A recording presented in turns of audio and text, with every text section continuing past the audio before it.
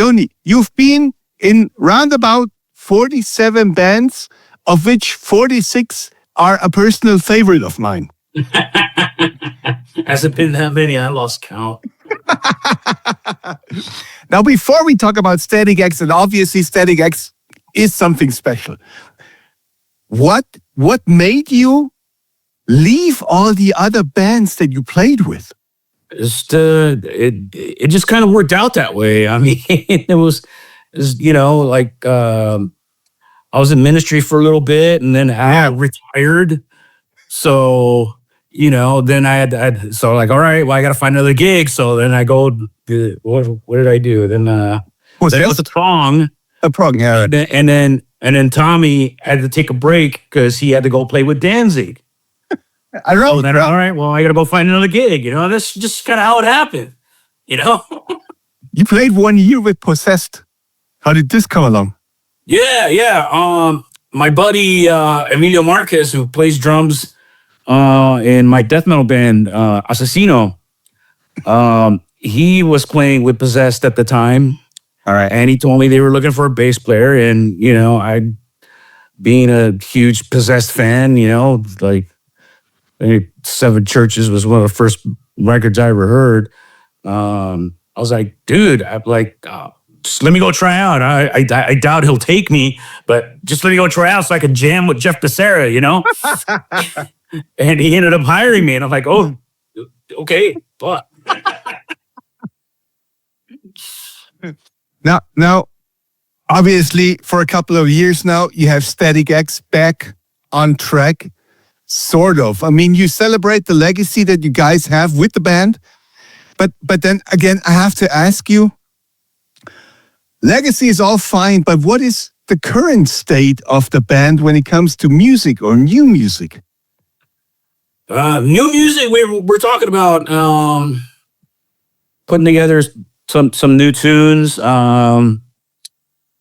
We're still working on the documentary. So once that's out of the way, then we'll really seriously hit new music. So this is gonna go on for a little while longer. Yeah. I mean, we're all still having fun, and the fans seem to enjoy what we're doing. So yeah, as long as the fans say it's cool, man, we'll keep going. Were you afraid at first that this might not work out, that the response wouldn't be there, that something would go wrong? Well, yeah, I mean, obviously, lots of things go wrong in my life, so that would have been, right on course. But I mean, initially, when we first started this, it was just going to be like one tour in the U.S., one tour in Europe, and then that's it. And I was going to go back to Ministry or Fear Factory or whatever, and it just snowballed into what it is. And I'm just so grateful to everyone that has responded so kindly and so awesome to what we're doing, man. Well, you're going to come over pretty soon here in summer for a little tour. What can we expect apart from what we've seen before? Yeah, I mean, you're gonna get some evil disco, man, and that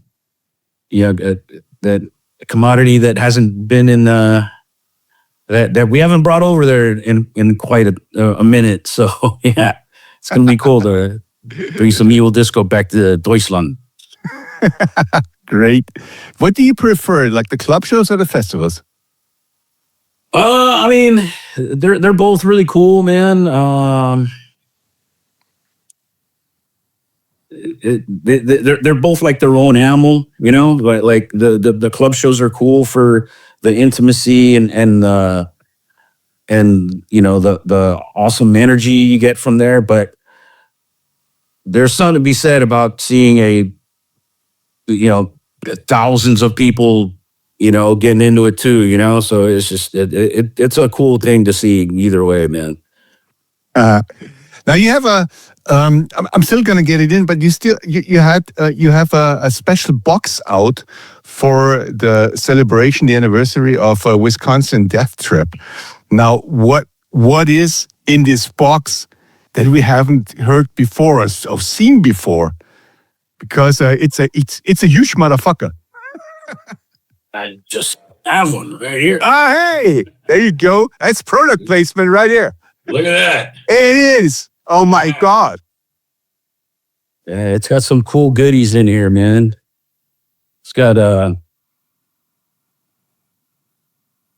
these cool signed, never before seen pictures from the photo shoot Oh, nice. that we did for the for the album. Yeah. Like some of these I found, I was like, oh, I didn't know we still had these, you know? And then we made this cool little a little fake newspaper thing with all the lyrics. That's nice. Yeah. There's some cool stuff in here. You got some stickers and cool little knickknacks. And the audio's all, remastered, and so, it sounds even better than what it did back in the day. So yeah, we're pretty happy with how this thing came out, man. Tony, tell me, how do you master a record that sounds almost perfect in the beginning? Yeah, well, that's why you give it to the expert. You give it to Ulrich Wild. Let him figure it out. When you started and when you had Wisconsin Death Trip coming out back in the day in 1999 or was it 98 or 99? I saw you at the Ozfest. 99, yeah. But I saw you at the Ozfest in 98. Can it be?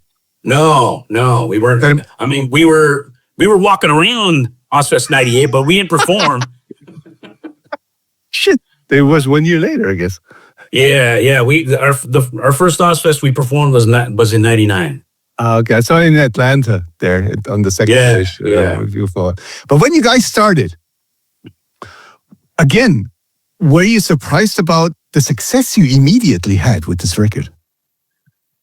Yeah, I mean, that whole year was just like a whirlwind, and like it was just like, being in a dream, and then coming home and waking up and that just happened. Yeah, I mean that Ozfest, it was the first tour we ever did where we finally got a tour bus. And we were like, yeah, we're rock stars finally. Yeah, we got a tour bus. And then at the end of the tour, our bus got repossessed. So like, no, we're not rock stars anymore. This is insane. Do you ever think about, with all the tragic that happened, what would have been if Wayne was still alive, if this band would have just continued to, grow and do their thing? Do you ever think about this, or do you go like, no, it is what it is and you cannot help it? Yeah, I mean, of course. If things had been different and, Wayne had gotten cleaned up and gotten away from the people that were negatively influencing him, things would have been a lot different. And it would be really cool to have him around and have him be part of this, and it sucks, but, best thing we can do is, remember the good times we had with him and, all right. Keep having a good time. Well, I guess you do. Your killer cat is behind you. Watch out. Who? Oh, yeah. She's harmless. It's the other one you got to watch out for. Now, when you guys are on stage, you all look pretty normal except for Edsel.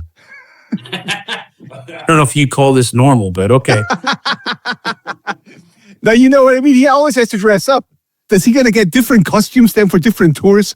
Because he goes like, the head and everything and the blinking eyes and, the what is it? What do we call him?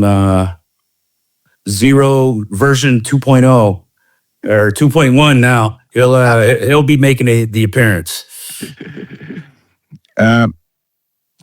When you guys continue, are you actually did you actually officially reveal his name, or do you still? We never did anything official, and just like people have fun with it, All right. So when you go, when do you think realistically you're done with your documentary? We're working on it, tracking on getting it done this year. So. Okay, so we have to wait until next year until you guys finally write some new. I mean, I see, because I did this last time when I said we were going to release the record on this date, and then shit happened, and then we couldn't get it out, and everybody got mad at me. So that's why I don't want to say anything anymore. But we're working on it. Okay, good. You have. I think it's. Is there a weight on your shoulder when you just think about writing new songs, because you have to match up and at least pair the old ones? Oh yeah, absolutely. I know our fans have a level of that they expect shit to be delivered at, and yeah, I've already had a sample of that weight when doing Project Regeneration Volume 1 and 2. I knew we had to get it to that level, right. And so yeah, I'm very aware of those expectations. Yeah. Who would you love to tour with now? Metallica.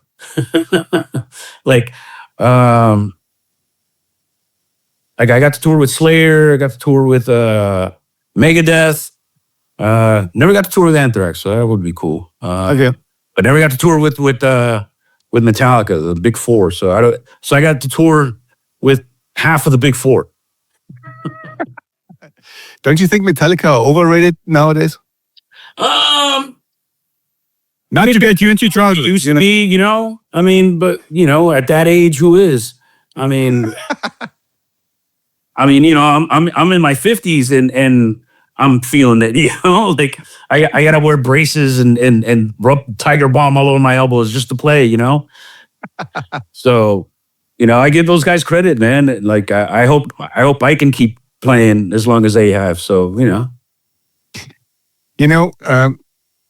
Static X and all those bands you played with. I mean, obviously, it's not the first wave of the heavy metal, and it's not Slayer and Metallica, generation-wise. I mean, but then again, in the last 20 years, so many new bands came up, and new genres developed. Did you follow them, being afraid of them, or did you actually find this kind of interesting? Whatever came out, when you have from metalcore to Ghost to whatever, you have so much new stuff actually, and then Static X stands for a period of time actually. Yeah, I mean, every band to some extent, has their time, and then the new generation comes and does their thing, and that's just life, man, and that's how life works. The old die, and they get replaced by the new generation. That's just life, man. And I'm just happy that we're still able to do what we do and have fun doing it. Well, I'm looking forward to seeing you over here.